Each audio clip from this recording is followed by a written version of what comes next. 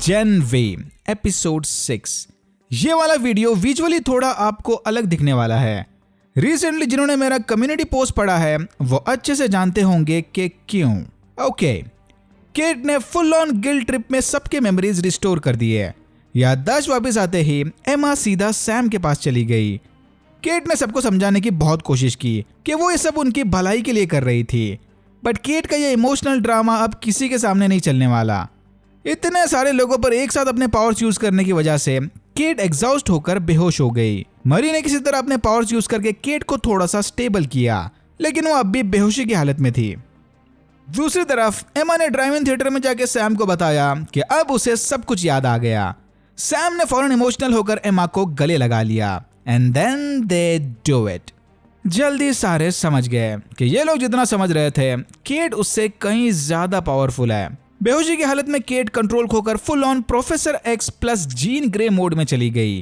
Cat ने room में खड़े सारे लोगों को भी अपने साथ खुद के दिमाग में खींच लिया, यानी केट की कॉन्शियसनेस में। यह बेचारा तो फोकट में यहाँ अटक गया।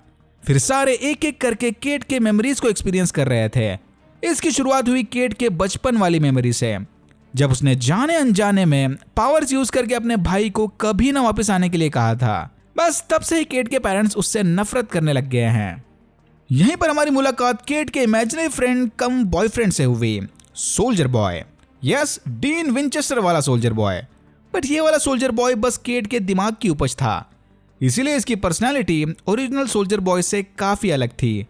अगर ठरक को छोड़ दे तो सोल्जर बॉय ने सबको चेतावनी दी कि केट धीरे धीरे full on mental breakdown stage में जा रही है। ये जगह अब खतरे से खाली नहीं। अगर ये केट के होश में आने से पहले यहाँ से बाहर नहीं निकले तो वो हमेशा हमेशा के लिए ब्रेन डेड केट की कॉन्शियसनेस में अटक कर रह जाएंगे। और अगर ये केट के मेमोरीज में मर गए तो बाहर रियल वर्ल्ड में भी मारे जाएंगे।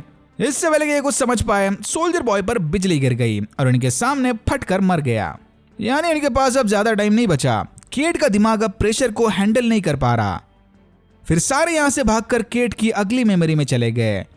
केट ने अपना सारा बचपन पेरेंट्स की कैद में बिताया था, पर बाद में इंदिरा शेट्टी ने आकर उसे गॉड यू में भर्ती करवा लिया। इंदिरा ने केट को मैनिपुलेट करके बताया कि वो उसे खतरनाक सूप की तरह नहीं बल्कि एक नीडी और इमोशनल इंसान की तरह देखती है। यह सुनते ही केट फौरन इंदिरा के झांसे में आ गई। इंदिरा के इसी गुड जेस्चर के बदले केट लूक को अपने प्यार में फंसाकर उसके मेमोरीज मिटाएगी। फिर हमने देखा कि केट ऐसा एक दो बार नहीं बल्कि कई बार कर चुकी है। बार बार मेमोरीज अल्टर होने की वजह से अब लूक की दिमागी हालत भी खराब होने लगी थी। बट प्रोफेसर ब्रिंग्स और इंदिरा को इस बात से कोई फर्क नहीं पड़ता। वो तो लूक के पावर सैम में रेप्लिकेट करने में लगे हुए थे। इस मेमोरी राइड में हमें एक और बॉम्ब न्यूज पता चली। लूक के मरने से पहले ही आंद्रे और केट का साइड अफेयर चला हुआ था। ये देखकर सारे काफी हैरान रह गए। सब तो आंद्रे को देव मानुस समझ रहे थे। अब ये धीरे धीरे केट के मेमोरीज से निकलकर दूसरों के शेड मेमोरीज में भी घुसने लगे। जॉर्डन ली की मेमोरी में इन्होंने देखा कि जॉर्डन को लूक की दिमाग की हालत के बारे में ऑलरेडी पता था, बट लूक की मदद करने के बजाय जॉर्डन ने उसे बेहोश करके ब्रिंग्स की मदद की। और इसी इंसिडेंट के बाद से ही जॉर्डन ब्रिंग्स के फेवरेट स्टूडेंट बन गए। साला मरी को छोड़कर सारे के सारे एक ही खेत के मूली हैं।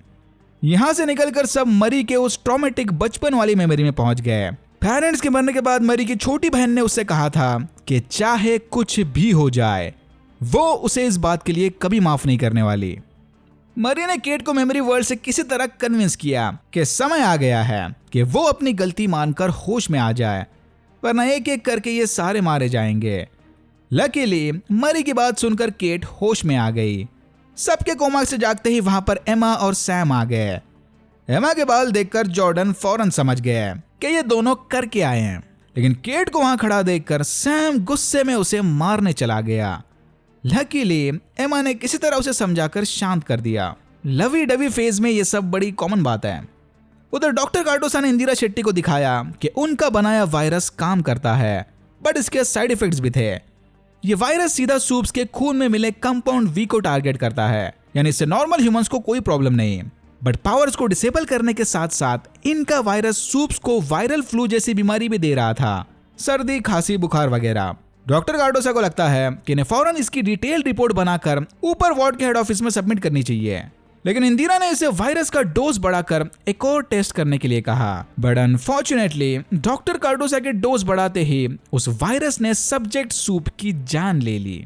सरप्राइजिंगली इंदिरा इस रिजल्ट को देखकर परेशान होने की बजाय खुश हो रही थी। इसके पास अब सूप्स के पावर्स डिसेबल करने का ही नहीं बल्कि उन्हें मारने का वायरस था। इंदिरा चाहती है कि डॉक्टर कार्डोसा इस वायरस को कॉन्टेजियस बनाए, यानी शायद इंदिरा शेट्टी वायरस को दुनिया में फैलाकर सारे सूप्स को ठिकाने लगाना चाहती है। कहानी में ट्विस्ट, और यहाँ होता है एपिसोड 6 खत्म। टू बी ऑनेस्ट ये वाला एपिसोड बस थोड़े से कैरेक्टर डेवलपमेंट और एक प्लॉट ट्विस्ट को दिखाने के लिए बनाया सेमी फिलर एपिसोड लगा। होपफुली आखिरी 2 episodes full on action packed होंगे, क्योंकि सवाल अब सिर्फ हमारे हीरोज का ही नहीं बल्कि दुनिया भर के सारे सूप्स की जान का है। Alright, that's it for now.